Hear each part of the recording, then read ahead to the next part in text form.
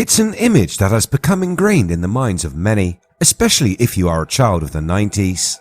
The iconic poster, which sat prominently on the wall of X-Files agent and lead protagonist Fox Mulder, became a phenomenon, selling millions of dollars worth of merchandise. There is more of a story behind the famous poster than you might think. Maybe the poster should have featured in its own episode. The tale behind the photograph and the man that took it begins with the series of photographs that this one image is taken from, and concludes with the photos coming up for sale. So, let's see who made this poster and took the iconic photograph, ask why it is so important, and what is the mysterious history behind the picture. Welcome to IF, videos on history and mystery. Hit that subscribe button and ring the bell so you never miss a video again. The I Want to Believe UFO poster that featured prominently in the office of FBI Special Agent Fox Mulder was an image that would become pop culture gold. How many of us had the same poster adorning our bedroom wall, or at least knew of it through the show? The X-Files at its peak reached over 20 million people. It was a global success, not only introducing the world to David Duchovny as Mulder, but also Gillian Anderson as Scully. More than that, the show did a spectacular job of sowing the seed of mystery in many people's hearts. Its episodes covered everything from the paranormal to cryptozoology, myth, legends, and most popularly, extraterrestrials, UFOs, alien abduction, and a plan by secret ruling powers to enslave the planet. The pair would work from a dusty basement in the FBI building. In this basement, Fox had made himself a little nest of the strange cases he had investigated, and on the wall above his desk was the poster of the flying disc with the bold words, "I want to believe." What many don't know is that the image shown in the poster is from a series of pictures that show blurry metallic orbs hovering above the mountainous Swiss countryside. The pictures have been the subject of much debate since they were released. Many ufologists are highly skeptical about these images. So let's take a look at the history of the photographs and the man behind them.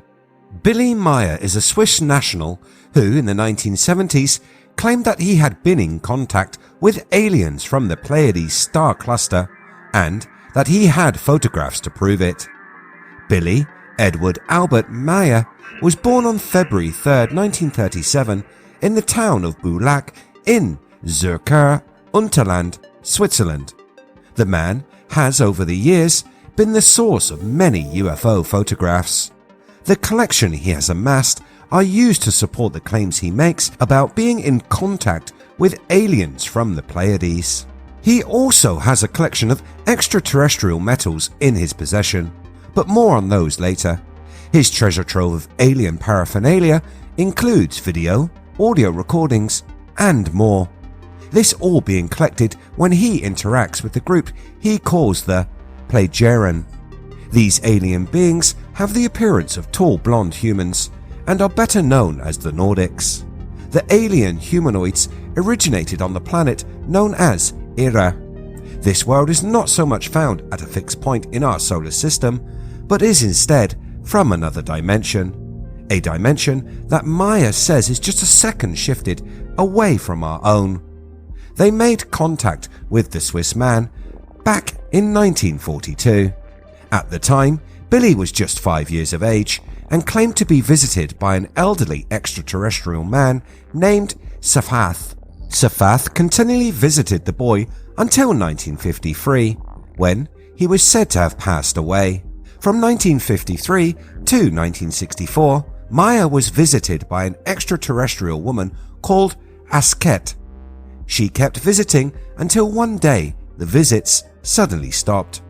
11 years then passed before he would receive another alien visit.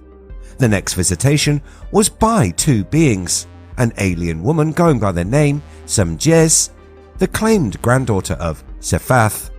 Meier claims these two alien beings continue to visit him until today. Some credit the man with being one of the most reliable sources for UFO information in decades.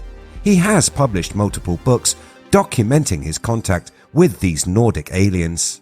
Billy has authored dozens of books and compiled a dossier of some 6,000 reported contact events.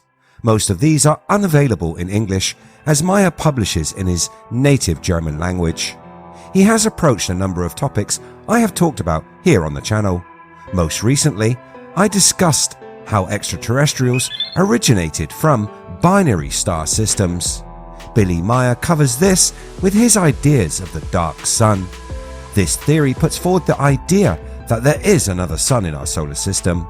This sun is hidden, but is said to be 1 light year away from the star which we orbit, this making our solar system a binary system, and, as I found out when researching my look at binary star systems, they are highly likely to produce life. And while we are talking about hidden astronomical bodies, he also proposes that there was another planet in our solar system. This planet was called Melona. The inhabitants of the world destroyed themselves along with the planet, and the remnants of which we can see today as the asteroid belt. If we can lose a planet, why not a whole solar system? Meier claims that there is another solar system just 5 light years away, and that this group of worlds is populated by various types of humanoid beings. The man has been a bit of a traveler himself.